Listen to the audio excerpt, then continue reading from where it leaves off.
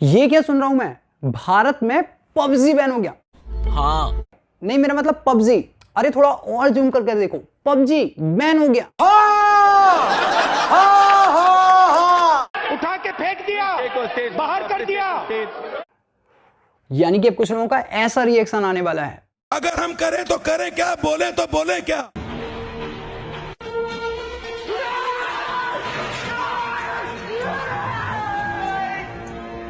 देखो भाई, जैसे ही मुझे पता चला ना कि भारत में पबजी बैन हो गया है तो मुझसे रहा नहीं गया। मैंने डायरेक्ट कॉल लगाया मोदी जी को। मैंने कहा, मोदी जी आपने पबजी बैन कर दिया? मोदी जी बोले और हाँ। मैंने कहा क्यों? कहने लगे मेरे पास कारण थे। मैंने कहा ऐसा कौन सा कारण था कि आपने पबजी बैन कर दिया? वो बोलने लगे ये रहा पहला कारण। प्रधानमंत्री जी नमस्कार, मेरा नाम मधुमिता सेन गुप्ता है। मेरा बेटा कक्षा 9वीं का छात्र है। महोदय, पहले मेरा बेटा पढ़ाई में बहुत अच्छा था, टीचर्स अप्रिशिएट करते थे, लेकिन अभी कुछ समय से ऑनलाइन गेम्स की तरफ उसका झुकाव कुछ ज़्यादा ही बढ़ गया है, जिसके कारण उसकी पढ़ाई पर फर्क पड़ रहा है। मैंने उसे बहुत समझाने की कोशिश की है, लेकिन मुझे लगता है मैं असफल हूँ। कृपया मेरा मार्गदर्शन कीजिए कि मैं इस स्थिति को कैसे संभालूं। धन्यवाद। माननीय, कृपया इस पर अपने विचार प्रकट करें। ये पबजी वाला है क्या? खैर, वीडियो देखने के बाद मुझे भी थोड़ा सा नर्वस फील हुआ, लेकिन 11 मुल्कों की पुलिस आंटी के पीछे छोड़ी जा चुकी है। जैसे ही आंटी पकड़ी जाएंगी उनको आपके सामने जरूर रखा जाएगा। मैंने कहा लेकिन ये कोई कारण नहीं होता। हो सकता है आंटी का बेटा बहुत ज़्यादा मोबाइल चलाता हो, कोई और कारण है, कोई बड़ा या फिर पुख्ता कारण है। मोदी जी बोले है। मैंने कहा क्या? कहने लगे कौन है ये लोग,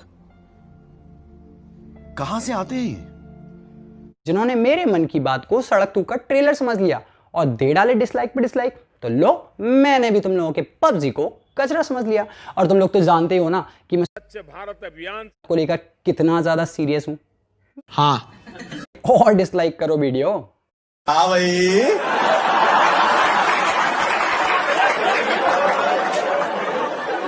कैसी लगी आगे स्वाद? खैर, जैसा कि आप सभी को पता है। नहीं। ओके, मैं बताता हूँ। पिछले कई दिनों से, पिछले कई महीनों से ऐसी अफवाह और ऐसी खबरें चल रही थी कि भारत में पबजी या फिर बचे हुए बहुत सारे चाइनीज ऐप को बैन किया जाना है, पर ऐसा अभी तक हुआ नहीं था। पर कल यानी कि 2 सितंबर के दिन वो काला दिन आ गया जब भारत सरकार ने एक ही झटके में लाखों बेरोजगारों का रोजगार छीन लिया। हाँ दोस्तों, लाखों बेरोजगारों का रोजगार छीन लिया। अरे कहना क्या चाहते हो? कुछ लोगों के मन में प्रश्न आ सकता है कि भाई ये सरकार मजाक क्यों कर रही है? ये बिक गई है गवर्नमेंट। आप अरे दादी, मैं बात कर रहा हूँ। अरे मेरा मतलब है कि जब तुम लोगों को सारे के सारे ऐप बैन करने ही थे तो एक साथ उसी समय कर देते। जब तुम लोगों ने क्रिंज टिकटॉक ऐप बैन किया था तो भाई उसी समय सारे के सारे एक साथ बल्क में बैन कर देते ना। जो थोड़े थोड़े झटके देने में मजा आता है क्या? हाँ भाई ये तो बिल्कुल गलत बात है। मैं तो अड़ गया मोदी जी से। मैंने कहा ये कोई बात नहीं हुई, आपको इस बात का, आपने गलती की, आपको माफ़ी मांगना चाहिए। तो मैंने कहा हम विद्रोह करेंगे, विपक्ष के साथ मिलकर के इस बात का विरोध करेंगे। तो विपक्ष से जवाब आया, भाई जो चल रहा है, जैसा चल रहा है, बिल्कुल सही चल रहा है, बीच में उचक्कून मत करो। मैंने कहा राहुल गांधी जी, आपसे तो मैंने ये आशा नहीं की थी और आप भी मोदी जी का साथ दे रहे हैं। तो राहुल गांधी जी ने ये बोला, मैं सब कुछ जानता नहीं हूं, सब कुछ समझता नहीं हूं, मैं गलतियां करता हूं। खैर, मुझे पता था बहुत सारे लोग, जरूरी नहीं है जो वीडियो देख रहे हैं वो कांग्रेसी या भाजपाई हों, कुछ भी हो सकते हैं। तो मैंने मोदी जी से भी जवाब मांगा। मैंने कहा मोदी जी ये क्या है, आपने गलती की है, आपको पहले सूचना देनी थी कि भाई हम पबजी बैन करने वाले हैं, तो आपने ऐसा क्यों नहीं किया, ये आपकी गलती है। तो मोदी जी ने मुझे ये उत्तर दिया, मन से, वचन से, कर्म से कभी भी किसी को दुख पहुंचाया है तो मेरी तरफ से भी देश के लोगों को मिच्छामि दुक्कड़म। तो मानना है ना कि पबजी के बैन हो जाने पर ना दुनिया की सबसे ज्यादा खुश होने वाले 4 लोग हैं। सबसे चौथे नंबर पर है हमारे अंबानी जी। अब तुम पूछोगे अंबानी जी क्यों?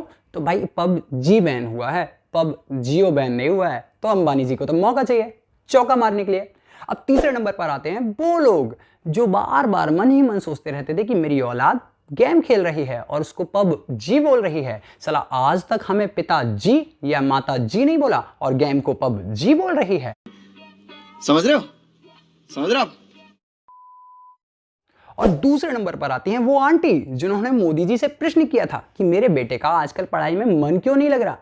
खैर, सबसे फर्स्ट नंबर पर तो वही लोग हैं जो अभी तक तुम्हें नहीं पता होगा। और पता है वो लोग कौन है? ये वही लोग हैं जो तुम्हें बार बार लूडो खेलने के लिए रिक्वेस्ट भेजा करते थे, पर तुम पबजी में इतनी ज्यादा बंदूकें चला रहे होते ना कि तुम्हें पता ही नहीं होता था कि कोई रिक्वेस्ट भी आई है। तुमने उनकी रिक्वेस्ट एक्सेप्ट नहीं की और उन्होंने बनाया बद्दुआओं का बड़ा सा पहाड़ और फोड़ दिया तुम्हारे ऊपर। अब देखो, निपट गया पबजी। वो तो अभी भी बाजार से ला करके खेल लेंगे, उनका क्या जा रहा है। अरे कहना क्या चाहते हो? भाई मेरा तो मानना है ना कि ये जो लूडो वाले हैं ना, इन्हीं ने, सिर्फ इन्हीं ने उठाया तुम्हारे पबजी को प्ले स्टोर से और उसको फांसी पर चढ़ा दिया। तो एक और बार उठाया तुम्हारे पबजी को प्ले स्टोर से और उसको फांसी पर चढ़ा दिया। इसी विषय पर जब हमने गूगल बाबा से पूछा क्या भारत में पबजी बैन हो चुका है, तो गूगल बाबा ने ये उत्तर दिया, अलाना फलाना ठिकाना, ठिकाना अलाना फलाना। खैर, जब मेरे व्हाट्सएप के बहुत सारे स्टेटस में मैंने ये देखा कि भाई पबजी बैन हो चुका है, तो मुझे तो सबसे पहले लगा कि भाई पबजी बैन नहीं हुआ है, ये लोग सब आपस में प्रैंक कर रहे हैं। फिर एक के ऊपर बहुत सारे स्टेटस, फिर मुझे जाकर के थोड़ा सा विश्वास हुआ। फिर मैंने एक दोस्त से पूछा, क्यों भाई पबजी बैन हो गया, कैसा फील कर रहे हैं आप? तो मेरे दोस्त ने बोला, अबे साले जब अरे भाई मुझे तो ऐसा लगता है कि जिस हिसाब से मोदी जी और गवर्नमेंट काम कर रहे हैं ना, इस हिसाब से ना दुनिया से सारे के सारे ऐप बैन हो जाएंगे और अगर कोई ऐप बचेगा वो है आरोग्य सेतु मोबाइल ऐप। वाह मोदी जी, वाह वाह। तो देख रहे हो तुम, बहुत तेज चल रहे हैं मोदी जी। खैर, पबजी की श्रद्धांजलि सभा में मैंने 2 लाइनें लिखी कि अब टाइम पर आएगा दूध, राशन और सब्जी। अब टाइम पर आएगा दूध, राशन और सब्जी, क्योंकि बैन हो चुका है भारत में पबजी।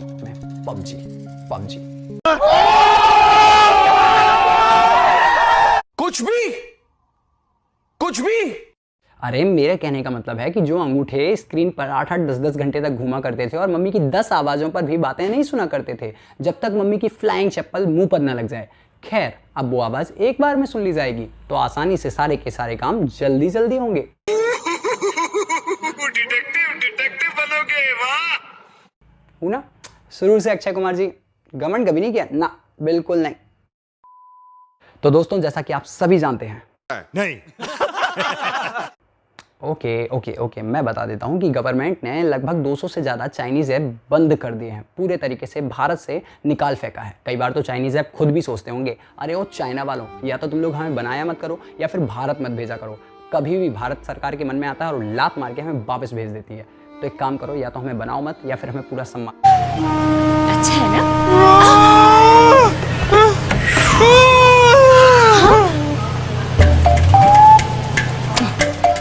Thank you. अगर चाइनीज ऐप कहलाओगे तो तुम्हारा हाल भी ऐसा होगा। म्यूजिक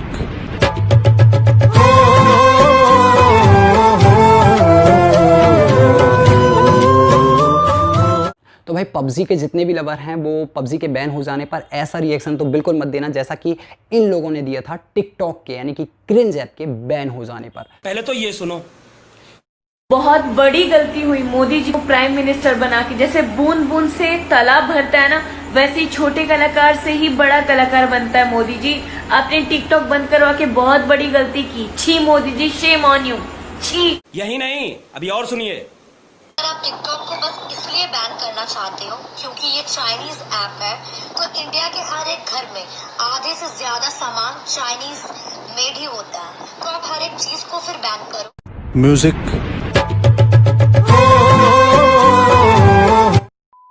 बस एक चीज सुन लो कि हमारे देश की राजनीति के एक पुरोधा ने यह बात बोली थी, सत्ता का खेल तो चलेगा, सरकारें आएंगी जाएंगी, पार्टियां बनेगी बिगड़ेंगी, मगर ये देश रहना चाहिए, इस देश का लोकतंत्र अमर रहना चाहिए।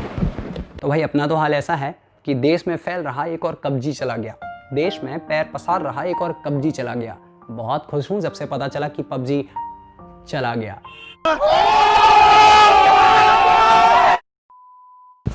भाई पबजी के बैन हो जाने पर सबसे ज्यादा खुश भारतीय माता पिता का रिएक्शन पता है कैसा था? ऐसा। क्या बात है सर, क्या बात है सर, क्या बात, ये बात है, अरे सर क्या बात है। और मेरा रिएक्शन खुद मोदी जी बताएंगे।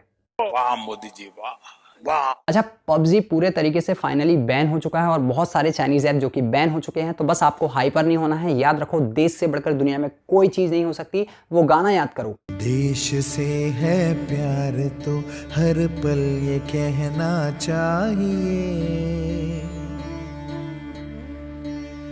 मैं रहूं या ना रहूं भारत ये रहना चाहिए।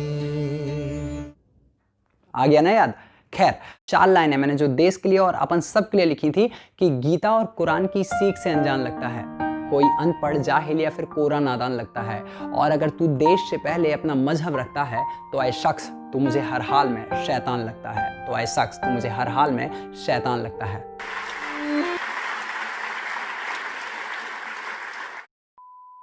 और ये तो कहना ही मत कि भाई ऐप बंद कर देने से, ऐप बैन कर देने से क्या होगा। अरे भाई, सरकार जो ऊपर बैठी है ना, इंफॉर्मेशनल टेक्नोलॉजी का जो भी सिस्टम उन लोगों ने बना के रखा है ना, वो लोग फालतू नहीं बैठे हैं या फिर वहाँ बैठकर मजाक नहीं कर रहे हैं। अब जब देश के युवाओं के 8-8, 10-10 घंटे तक स्क्रीन पर चलने वाले हाथ थोड़ा सा सुकून पाएंगे ना, और ईयरफोन को कानों से निकलने का सौभाग्य मिलेगा ना, तब जाकर के देश एक नई ऊंचाई पे जाने के लिए युवाओं को आगे बढ़ाएगा, और देश भी बढ़ेगा, युवा भी बढ़ेंगे, और देश है तो हम हैं और हमसे ही देश है। इसीलिए समझ रहे हो ना? तो भाई, वीडियो के अंत में बस इतना कि देश को सबसे आगे रखो, अपना ध्यान रखो, अपनों का ध्यान रखो, और बस अगर वीडियो पसंद आई है तो लाइक्स की, कमेंट्स की और शेयर की बाढ़ ला दो, और सब्सक्राइबर बटन पर कूद जाओ, लेट जाओ, जो करना है करो, बट लेकिन सब्सक्राइबर बटन को दबा करके जाओ, और बताओ कि कौन सा पार्ट सबसे अच्छा लगा, ताकि अगली वीडियो जोरदार और शानदार आ सके। जय हिंद, जय जिनेंद्र, जय भारत। अच्छी बात बोली, आपको अच्छी लगी तो ऐसे थोड़ा मार दीजिए हाथ, आप थोड़ा सा मार दीजिए, एक बार मार दीजिए। क्यों कष्ट हो रहा है आपको? अगर अच्छी लगी मार दीजिए।